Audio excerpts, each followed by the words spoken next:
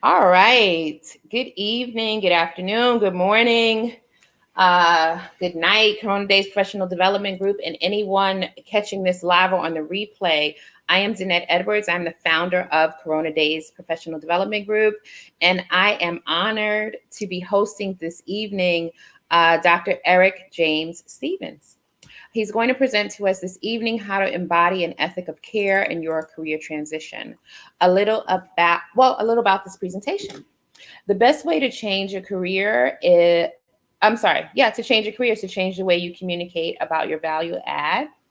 We're also going to learn that the best way to learn about how a sector communicates is to understand their language. The best way to understand another sector's language is to connect with someone from that sector, and how the best way to connect with another, how is the best way to connect with the other person? You care about them. A little about Dr. Eric James Stevens. He is a former writing and rhetoric professor turned business analyst. After he was laid off, Eric recognized so many others in education were experiencing the same sense of great loss. To leave education is akin to leaving a religion. What started as a weak attempt to get academics connected for an hour in June turned into a 2 day conference with 50 plus speakers, 19 workshops, and 9 live stream panels. It's called Higher Ed, and he's just getting started.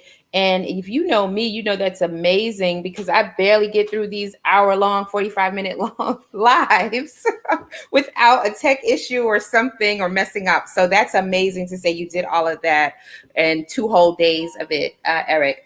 I am going to go ahead, guys, and turn this over right now, immediately, so that we can begin this presentation. All right. Um, Thank you so much for having me here, Nat.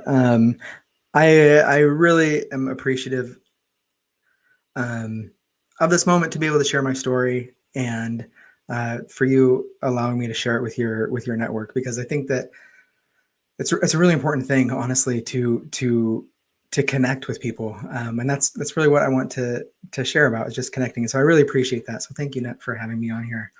Um, like Annette said, my name is Eric Stevens, Dr. Eric Stevens, if you want, but you don't have to, please. I am.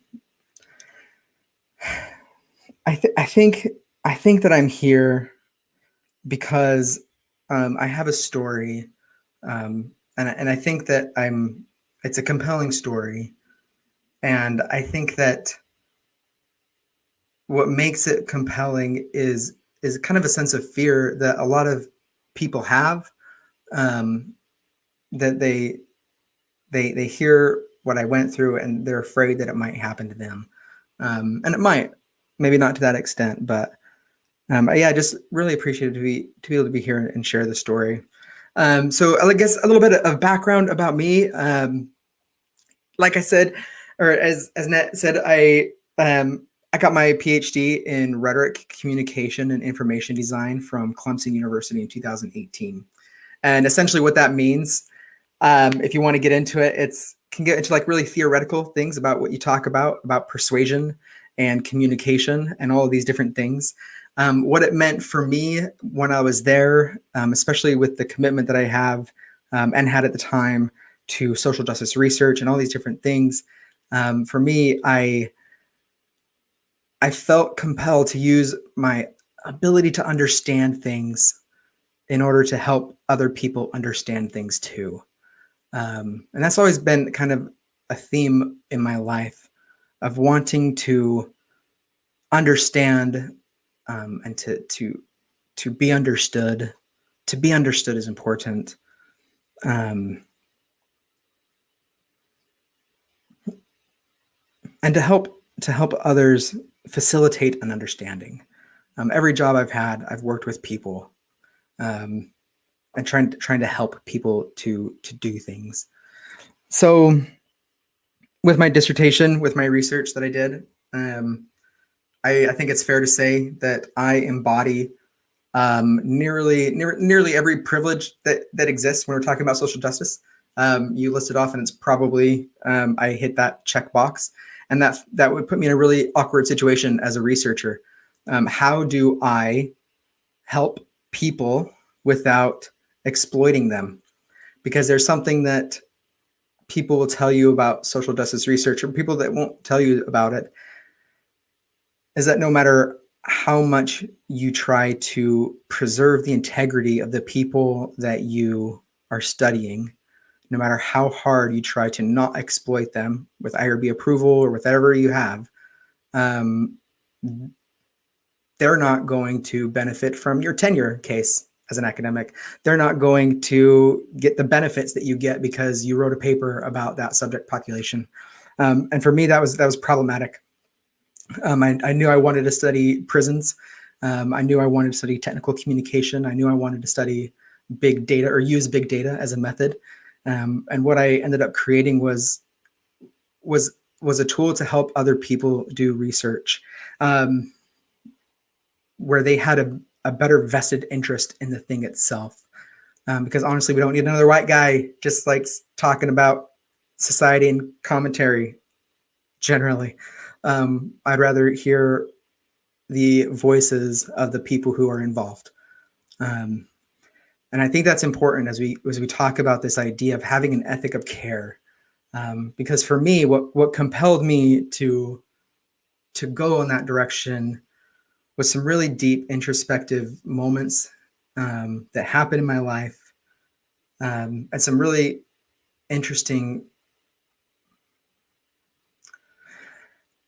conversations, both in my head, both with people, both with books. But it was a lot of seeking to understand what was happening. One of my very favorite philosophers is a pair of philosophers, Emmanuel Levinos and Adriana Cabarero. And together, I think they create a very beautiful and compelling way to live. For Levinos, and like in these conversations about, do we exist, or like all those really big philosophical questions, for Levinos, it is our commitment to other people that what pulls us into being. And I think that can get pretty complicated, but what it comes down to is that we exist, and I believe this, and I with everything that I am, we are here to help other people. I don't believe we are pulled to be here to exist in isolation. We are here to be a part of a community. For Levinos, that was manifested with the vision. Like when you see the face of the other person, you are pulled into being. And I really like that, until I read Cabarero's version, where she, rather than focusing on the sight of the other, it's when you hear the other. Because when you hear something, that vibration, it leaves my voice and it goes through this cord or these microphones and it goes into your ears and it creates a vibration, an actual change to your physiological self. We are pulled into being because we hear each other. And I believe that that's a beautiful thing. And it can be a really hard thing to face. One of the example that it brought, when I was learning about it, was the movie Schindler's List. And at the end of the movie, he's faced with everybody who he has saved. And he looks down at his ring and he begins to weep. And he asks, how many people could he have saved if he had given up his ring? For Levinos, when we are faced with the other, and when we are faced with the reality of how much we are limited and not being able to help them, we are met with a horror. And in Schindler's List, in that case, it was a weeping that why can't I help more?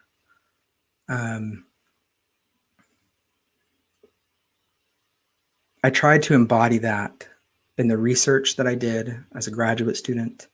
I tried to embody that as a teacher. I'm trying to relate to my students. I love teaching students. I miss dearly teaching students.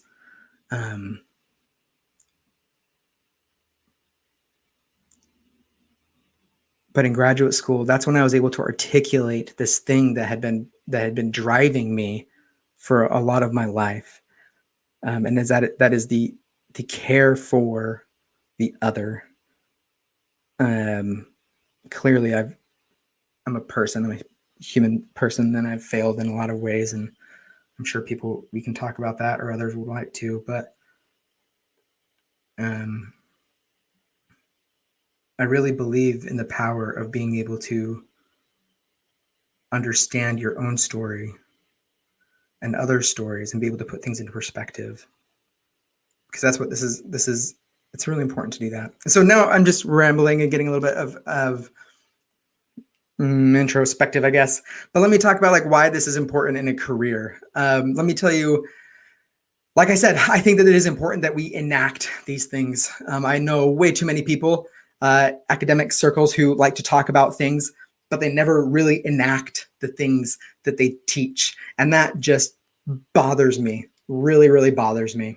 And I wanted to enact the things that I taught. So I graduated in 2018. I got a job being a lecturer at a university near where my wife grew up in Washington State.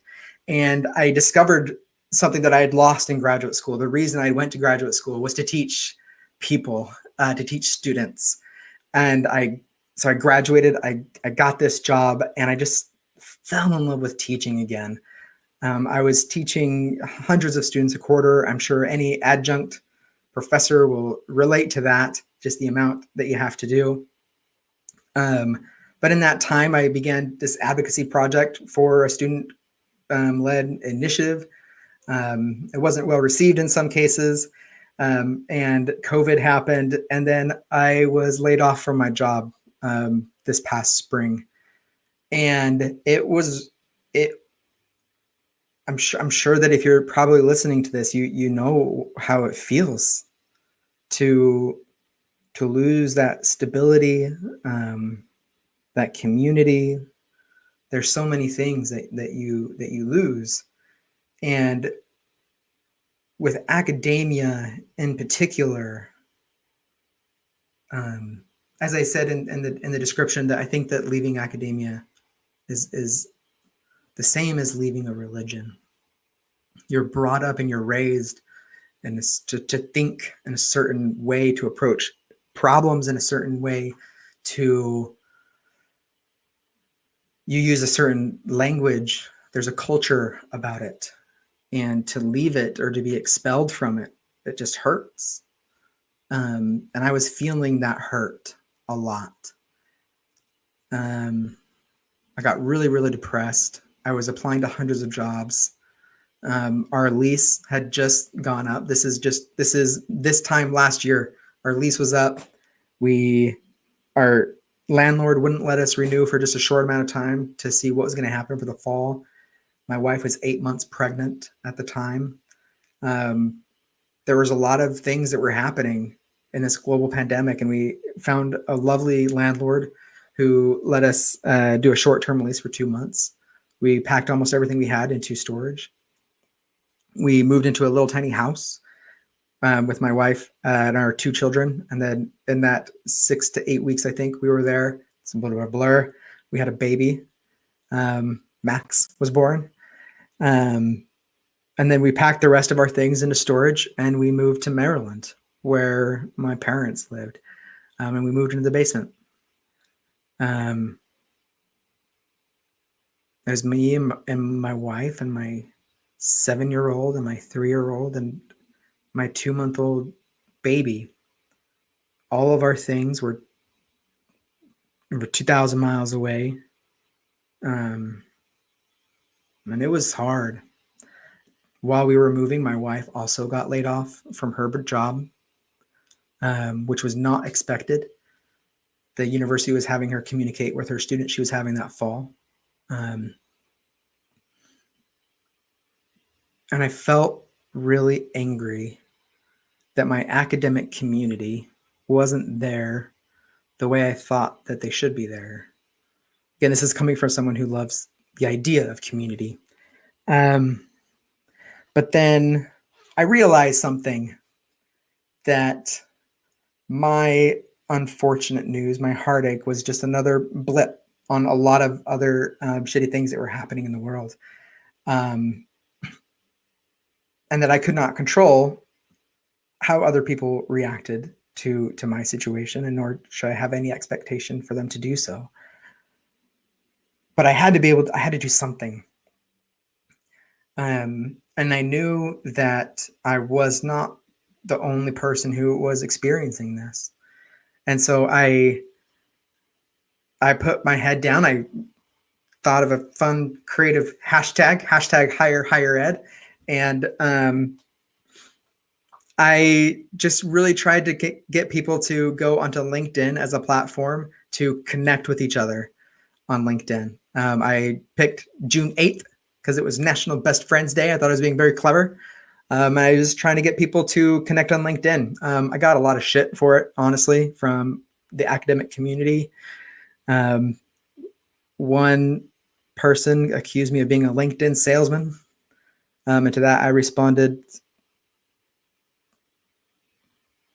help your community. And the classic academic response was, well, I'm not a part of that industry. And my response was, who are your friends? Who are your family members? Who are your students? You never know when you will be that person to connect someone else to another job. And that's what I wanted to do. I wanted people to come out onto the LinkedIn platform specifically because unlike Twitter and unlike Facebook, LinkedIn success depends on whether or not you have a job or whether or not you get a job. If they're not successful, you're not going to use their platform. So they're the only platform that exists large enough that is intentionally designed to help you succeed in finding a job. Twitter and Facebook are not. LinkedIn is. So use those data points. The more you engage in the platform, the more chances you're going to have to get a recruiter to notice you. And that's what I wanted to have happen. I wanted to flood the algorithms with our data as a community to say we have a lot to offer, and here we are. And that same moment and the same time frame, Black Lives Matter erupted across the country.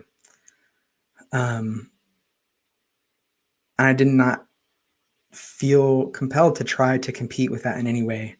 And so I canceled that event and spent that time, just moving everything across the country and just panicking and doing everything. And I set the day for August, in early August.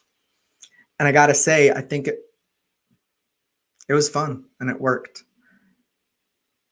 Here's what I did. I realized, and this is where it comes in. This is where the applicable part comes into Eric's ramblings. If you want to succeed, you got to do a couple things. One, you have to show people what you're capable of doing. I told this to my students all the time as a writing teacher. Show, don't tell. Don't tell me anything. Show me what you can do. I felt compelled to do that. I could not rely on my dissertation research. I couldn't rely on any of those other things. I had to show people what I was capable of doing. For me, that was organizing an event. The second thing that you need to do is to have a presence on LinkedIn. For the other reasons I had mentioned, like getting your name out there and all these different things, but you need to have a presence. And one of the best ways to cultivate a presence and one of the best ways to cultivate your own persona of a thought leader or an expert is to start calling other people thought leaders and experts. For me, is to use any privilege that I have or any savviness that I have to promote other people. Because eventually, if enough people start paying attention to those people, then some people will start thinking, well, who's calling those people thought leaders? Like, who's inviting these people to speak to me? I also want to hear what that person has to say. And that's essentially what I did. I knew that if I mean, there's a lot of career coaches that are out there, and if they're savvy, they're going to attach their names to my hashtag. And there's nothing that I can do to prevent them from attaching their brand to my brand. There's nothing that I could do except invite them to participate. I could promote them and they could promote me. It becomes this mutual, reciprocal relationship. And so I started approaching people. I said, hey, you love doing webinars about attracting your clients. How about you do a webinar on this particular day and I'll promote it and you promote me. And so I gained enough interest that we were able to put together over a 2-day conference. It was, we had 50 speakers. We had 19 workshops that were all free, that were all designed for educators leaving education, going into industry. And we had 9 live streamed panels that, because eventually I garnered enough interest that I was able to form my own thought leader panels. I was able to say, here's some excellent people over here. Maybe we should listen to them. And the entire thing, a 2-day conference with 250 attendees, cost me about $200. And I put it together in 2 months. And it was, I think, a success. Sammy, she's been commenting, Sammy and Raksha, they were helping me out a ton during this entire process. And I learned later that they had a side conversation going, wondering if any of this was going to happen, if it was going to work. And luckily, I mean, it did. I met some amazing people, and I was able to connect with them and to promote them and to help them. And they were able to help me. And it wasn't about likes and it wasn't about engagement. It was about connecting with people. And the only way I was able to do any of this was by connecting with people, was by reaching out on LinkedIn, just a short message saying, hi, I'm just, what you're doing is incredible. And I'm very interested in learning more. And I know that for me to say this and to say that's what I was doing, it makes it sound like there was a lack of sincerity. I loved it. I love meeting people and I love talking with people. And I meant it. I meant the authenticity. I wanted to connect to a person, to someone who is real, not because I thought they might help me get a job, or not how can I use this person to help promote this event. In that moment, in that conversation, it was, how are you doing? Like in a real way, everything is just really, really shitty right now. How are you? And I met amazing people, and I heard some amazing stories, and it drove me to keep doing what I was doing. It started out as this way to get me to get a job somehow. But it became more than that. People were relating to this. People were responding to it in a way that I just couldn't anticipate. And so I took a break and I kept going. I kept meeting people. There was enough interest. People were reaching out to me, and pretty soon I had enough weekly live panels to get me from September through June of 2021. 3 to 4 panels or panelists a week.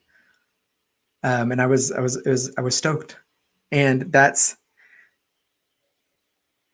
the power of not putting yourself first on the job market. That's the power.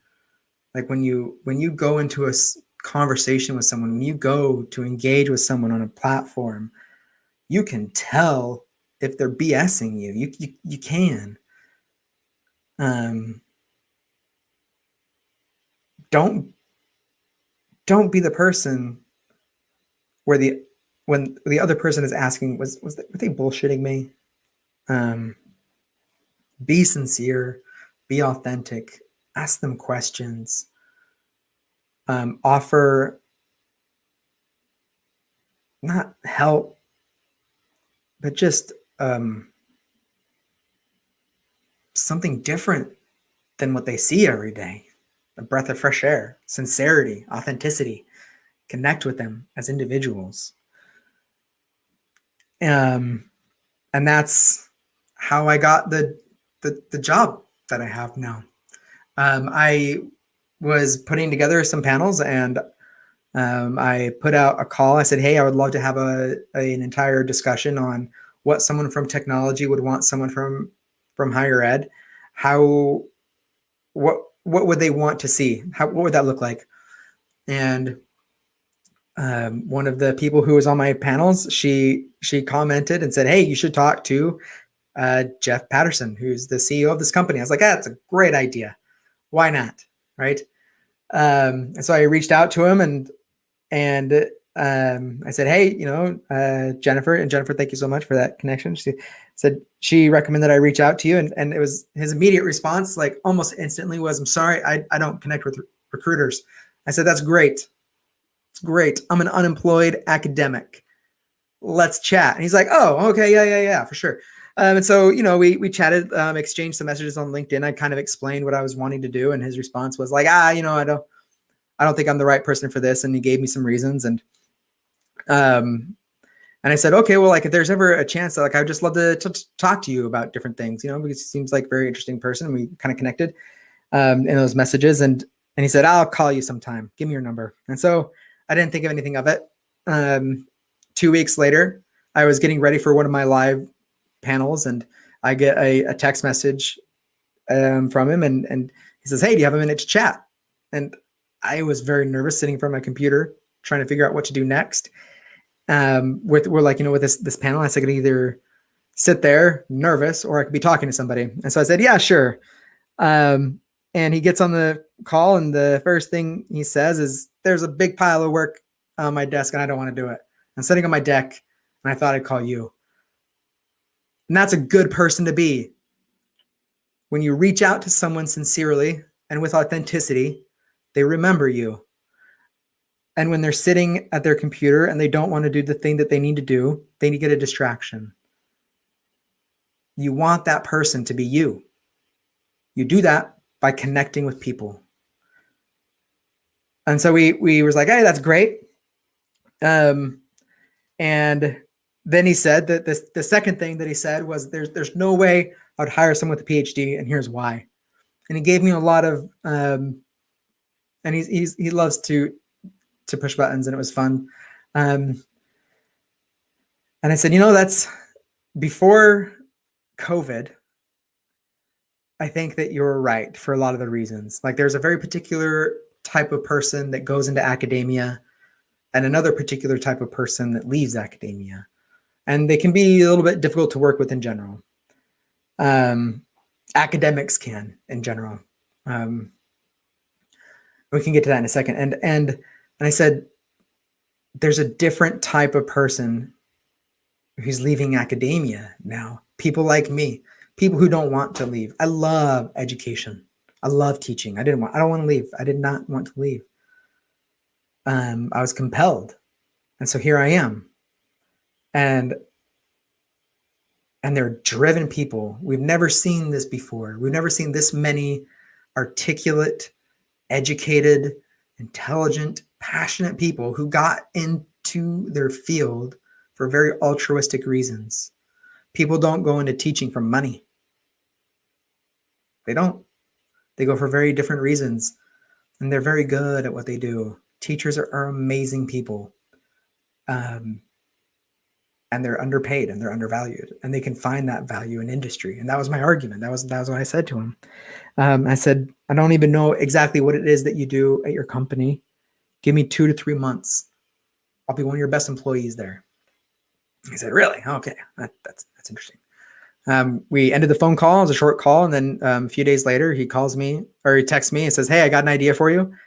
I was in the middle of screaming at my children and holding hot pizza. And I was like, okay, I got to go take this call. And he starts describing a job. And he starts describing like what it might entail. And he asked me if I knew any coding, and I didn't know any. He's like, oh, well, you could learn that pretty easy. You're a learner. And a couple of weeks later, I was packing up my stuff to leave Maryland and to move to Oklahoma because I got a job that was 100% remote. I applied for a grant to live in Tulsa, Oklahoma, a remote work program. And so where my brother lives. And so this is the first time. This is the first time in the 10 years that we have been married that we haven't been worried about next year. I think the life of an academic is harder than a lot of people think. The travel that's involved, the lack of a home that's involved.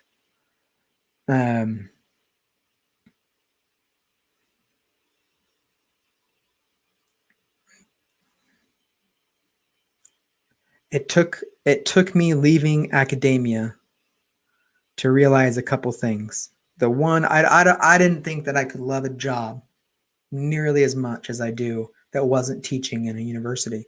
I thought that was my destiny, to be a professor. I didn't think that I could love this as much. And I'm a business data analyst. I do the ethical. I studied the ethical use of big data, and now I enact the ethical use of big data.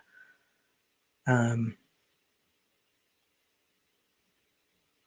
didn't think that I could find a job that I loved this much. And I also didn't realize how unhappy I was in academia. I thought that I thought it was amazing, and I just realized how not great it is.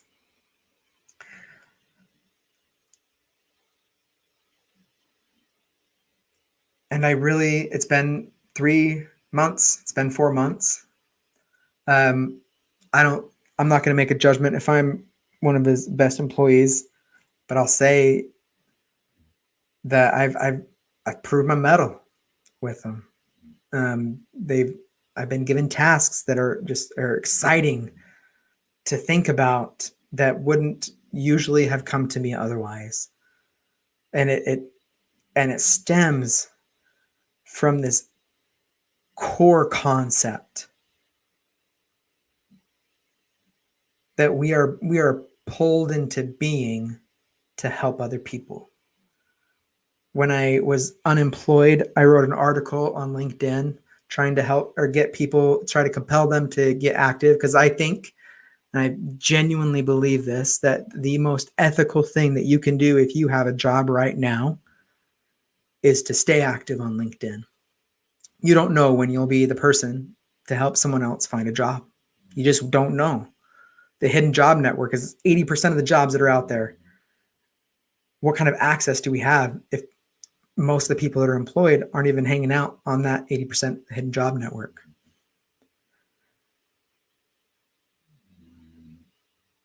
I am so grateful that I have a job.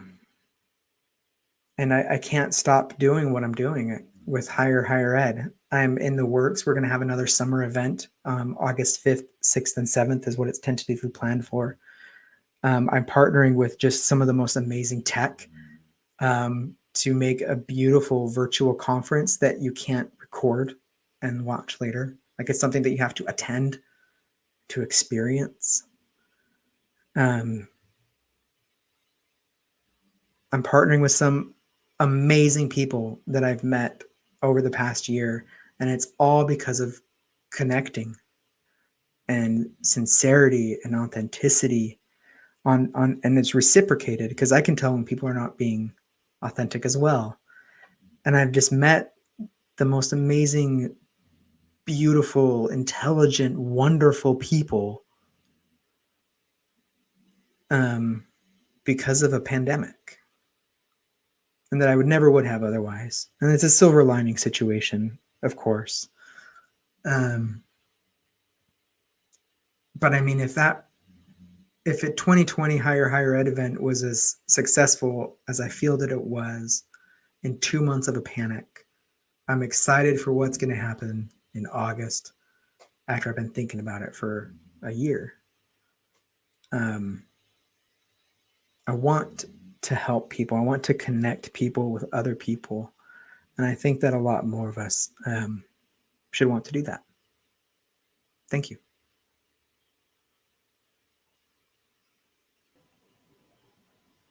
Eric, I love it. Can you hear me? Yes, I can. Okay, I didn't know if I put the sound in there. I love it. It is so much of your story that resonates with mine or is very, very similar to mine in um, going out there on LinkedIn and connecting with people and just loving the connections, the chats, there was a time where I was doing so much of it and I was kind of like hooked on it. I don't have children. I just have my dog here. So I had a whole lot of free time in April and I was doing it all hours of the night. I was on LinkedIn. But not just on LinkedIn, scheduling the calls and the Zooms and meeting people. And I was reading the profiles and like, oh, I have to talk to this person.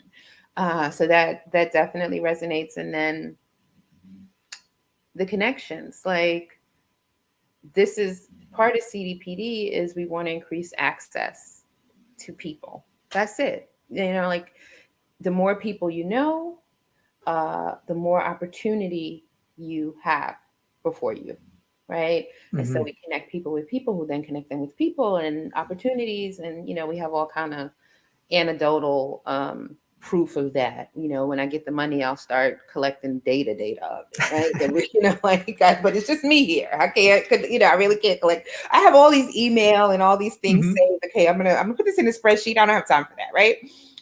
So when I have, money, I'll do that. So yeah, so that, and then I want to connect people with people who can help people, and I want other people to do that, right? Like that, it's just so simple. Like it's not asking you for your money. I'm not asking you to co-sign on a loan for me or even vouch for my credibility, right? Mm-hmm. Just connect me to someone connect someone I know to so it's just so basic. But it's interesting too. It's one of the things. So they got a CDPD. I say CDPD, not just me, in the Business Insider, right? The work we're doing here is so innovative, and that's part of the innovation. The innovation is that we are people who didn't know each other, and that we've connected and we're helping each other for free. There's no cash being exchanged, right? It's great that we've been highlighted, and they say I'm, one of the most innovative career coaches of 2020. But it's also kind of sad that that's the highlight. That the innovation is we do this for free. That we want to connect with people, we want to meet people, and we want to help people for free. So it is a silver lining. And yes, many, many great things have come out of this pandemic. And our connection is one of them. I Mm-hmm. thank you for coming here today. I have a couple of quick Yeah, questions. please. Um, and before I say, okay, so you're an academic, so the definition of this word, uh, Hopefully. marginalization, Mm-hmm. Yes. right? And so there's that definition that is has a lot. When people hear it, they think of race and gender and LGBTQIA and those kinds of things.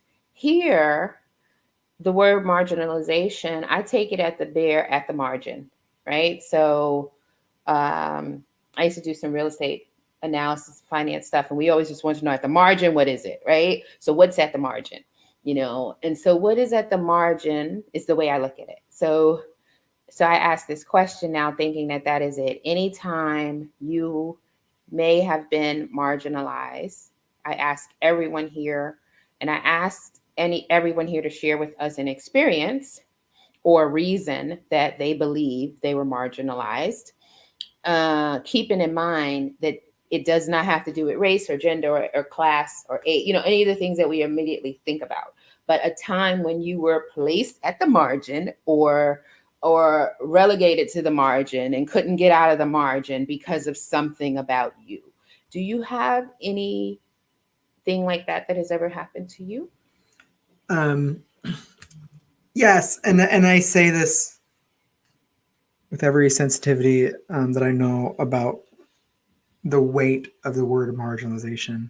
Mhm. Um, when I don't think that many people realize the hierarchy that exists in academia. Yeah. If you are a part of it, you know the structure. You know what the difference is between a senior lecturer versus associated professor. There are differences. People also don't realize that those who do the bulk of the teaching at a university are paid often less than a public school teacher is paid. It's not glorious work that is often glamorized. Um, and so at the last institution where I was just a lecturer, which is essentially the lowest on the totem pole as far as positions go. And to kind of break out the idea of marginality, there's a really cool paper called The Three Ps of Power, Position, and Privilege. And it really kind of breaks down that distinction. And so understanding that, I did have my privileges and I had my power, what I was lacking was position.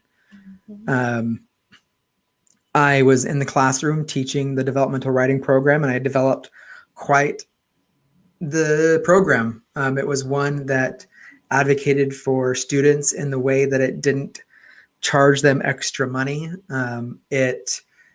It fast tracked the pace of learning rather than slowing it down.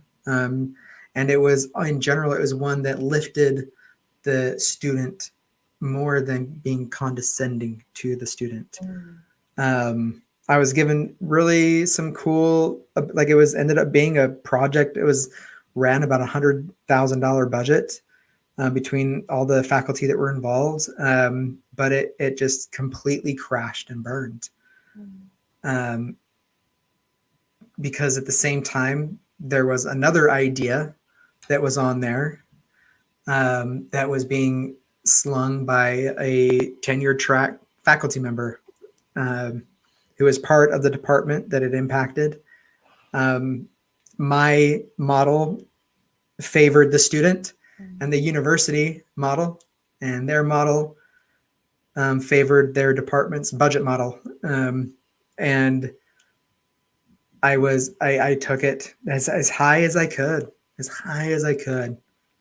Um, and it was essentially dismissed Mhm. um, because, actually in one of those conversations, this is kind of relevant toward the conversation. Yeah, like I was in a conversation with the provost of the university, and she asked me why I thought that my program was working, why my teaching was working more than the others, and I said it's because I cared about my students. Mm.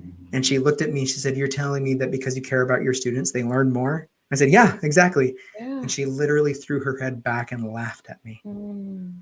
Oh, wow. Um, and that's what I was going up against, you Mhm. know. And so, luckily, a global pandemic happened, and I was laid off, and they Yeah. didn't have to worry about it anymore. Now, so much. Thank you for sharing that, Eric.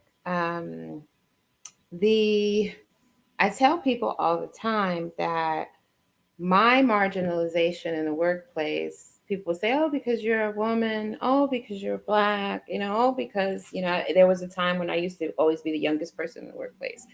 But I've faced more marginalization in the workplace for my thought, for that I came from a different school of thought than everyone else, and Mm. so I came from a real employee focused frame and ways we could still do this, but we could do this and benefit our staff, right? They could come with us as we do this, whether Mm-hmm. it was with more pay or more equitable pay scales, or whether it was ensuring that they had more training. It just was in a way that we could pour into our staff and we could still get the work done, and not just get it done, but just really knock it out the ballpark and do the damn thing.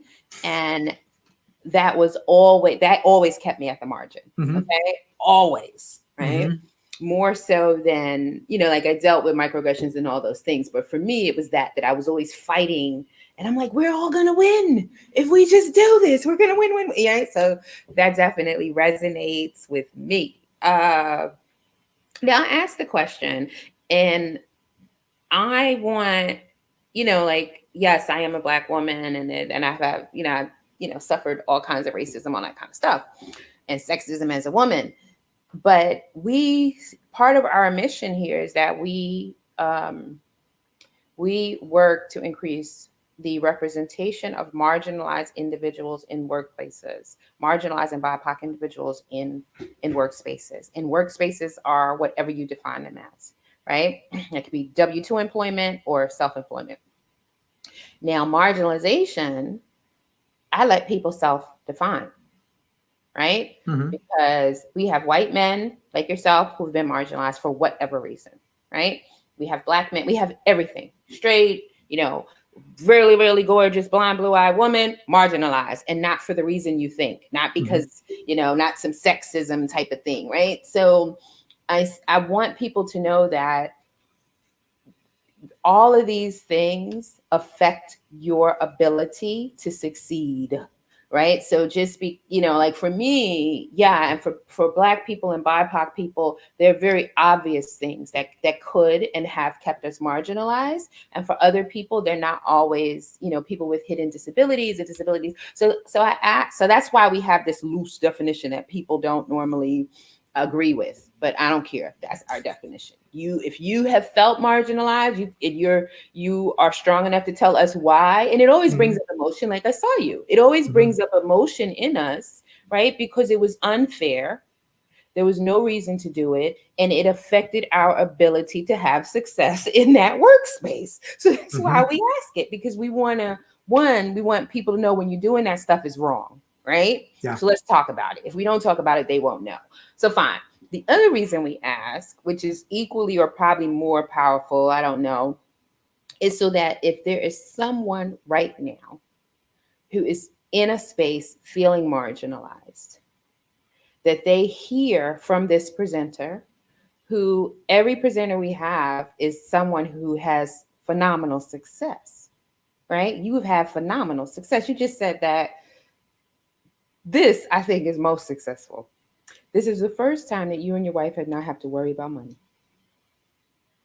You have 3 children. Like, I feel like, hey, then the other piece is, I love this job, right? So that is success.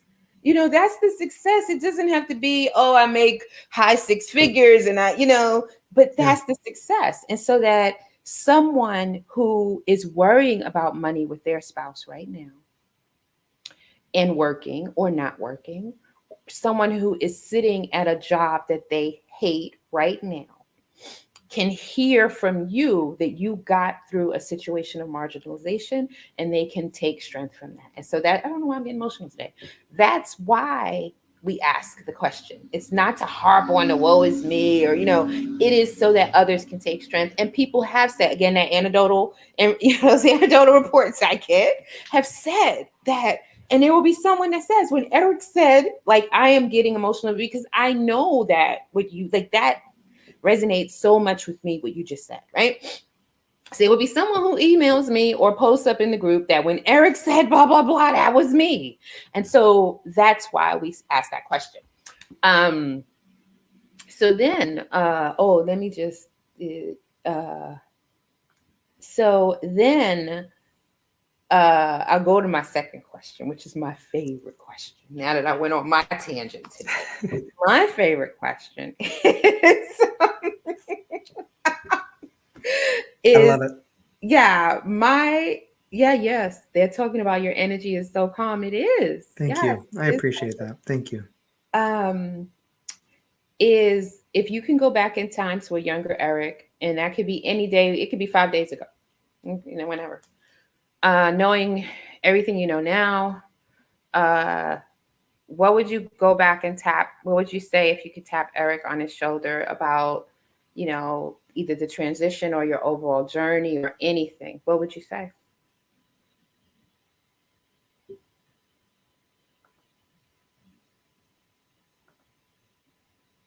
Um,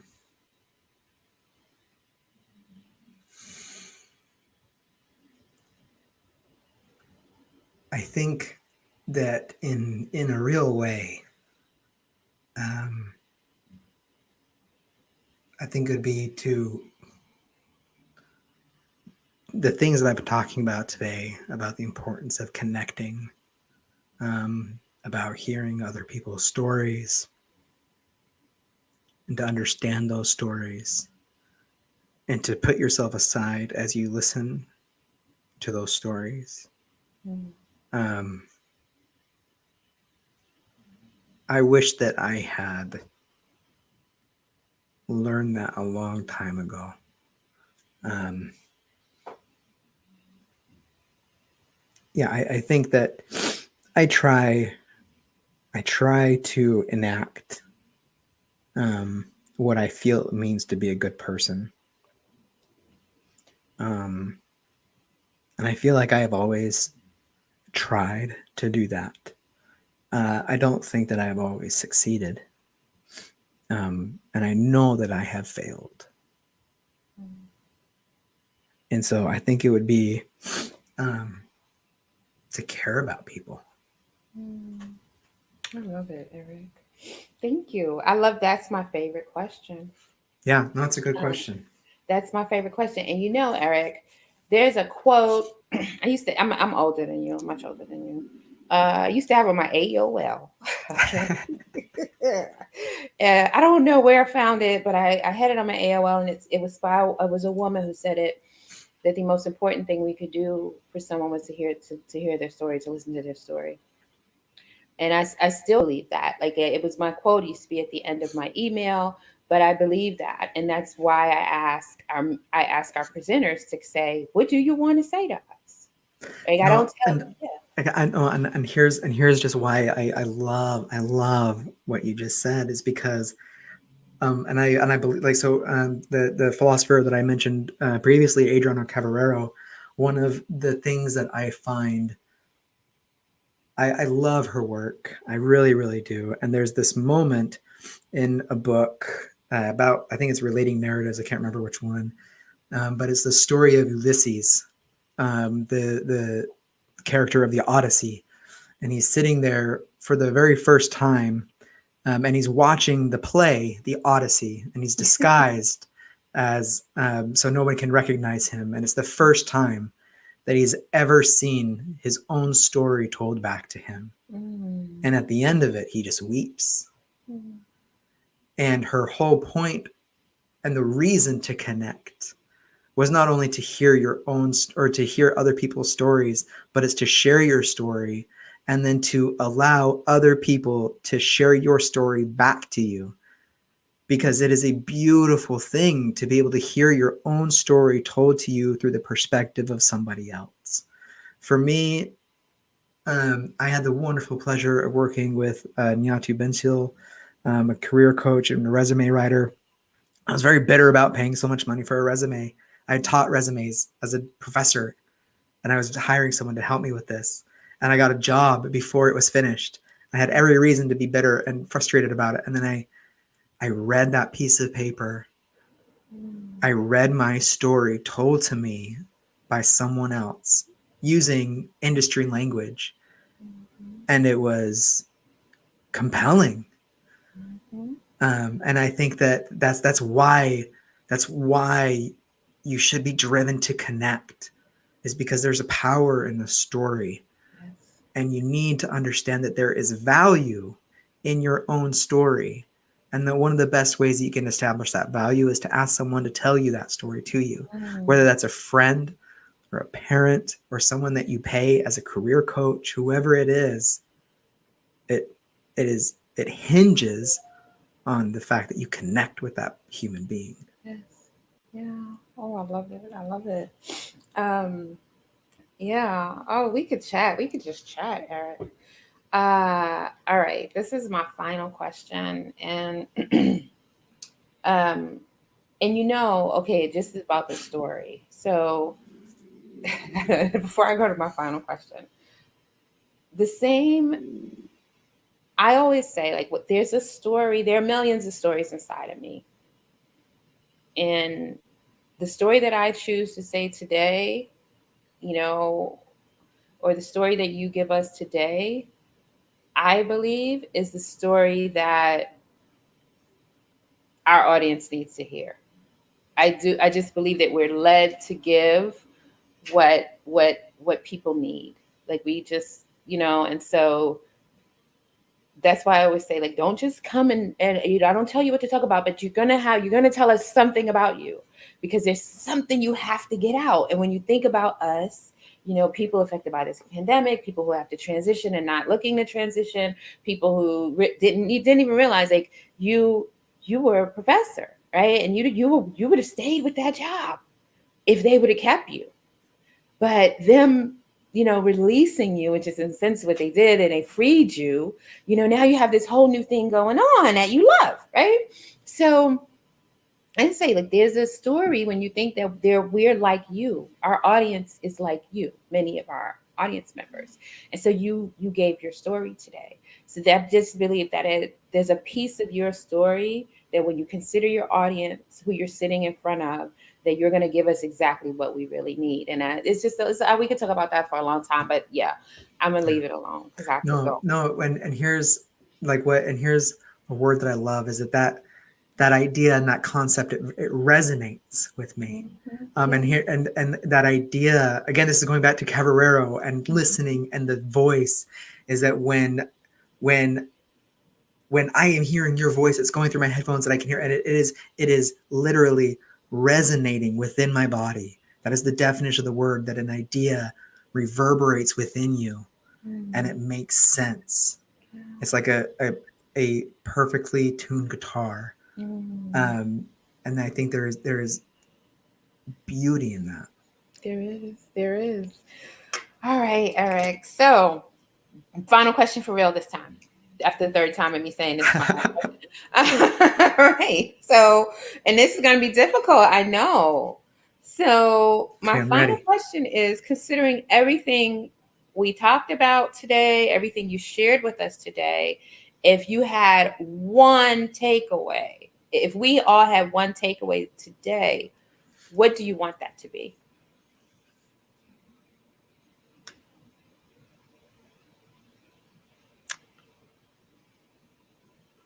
I think, as much as it is for me to say that how important it is to connect and to connect, and I think that that point is driven. Mm-hmm. Um,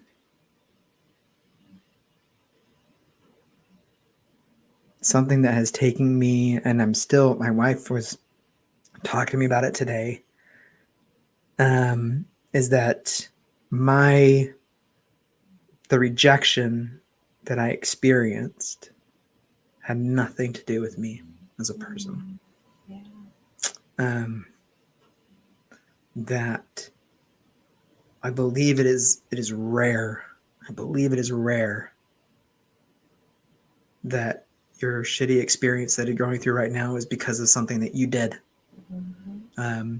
But we tend to think that we are in control of everything and that we want to be in control, and we're not.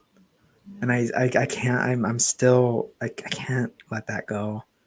Um, but wherever you are experiencing that rejection, know that there's going to be a community of acceptance. Oh, yes, yes. And it's just, if that community is not where you want them to be right now, if that community that you have right now is not the community you want them to be, don't hold it against them like I did for a long time. Mm, Find the community that will accept you, and then extend a hand to that other community that rejected you. mm. I love it. I'm writing this down because I've been quoting you the whole time. You'll see. Uh, Not only did I quote you, but I asked you to answer a question in one of those. You'll see it's tagged. I'd like you to answer the question about your current boss saying, "I'll never hire a PhD because of this." This, like, tell us some of those things, because we have PhD holders and in the doctoral degree holders in the group now, trying to figure out why won't What are employers thinking when they're looking at me as a doctoral degree holder, right? Without giving us his name. If you could share a little Yeah, of I can. Would you like me to speak to that? I can. yeah, oh yeah. If you could share a couple things, like Yeah, here is what did my people think? advice. Like, Mm-hmm. here's my advice, right? That, I mean, if you can go and find out what the reasons are that people don't want to hire academics, and they're all stem from the lack of communication and the lack of a similar value system. Okay, so communication, we'll start there. Mm-hmm. Academics speak differently than industry does. It's just different. We use different language, different way to think about things, different processes. It is different, but remarkably the same. What is different is the language that we use to describe the things that we are doing.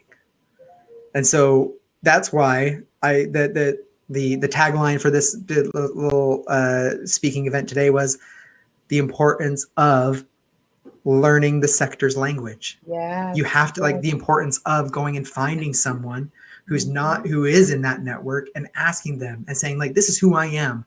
How would you describe me? Yeah.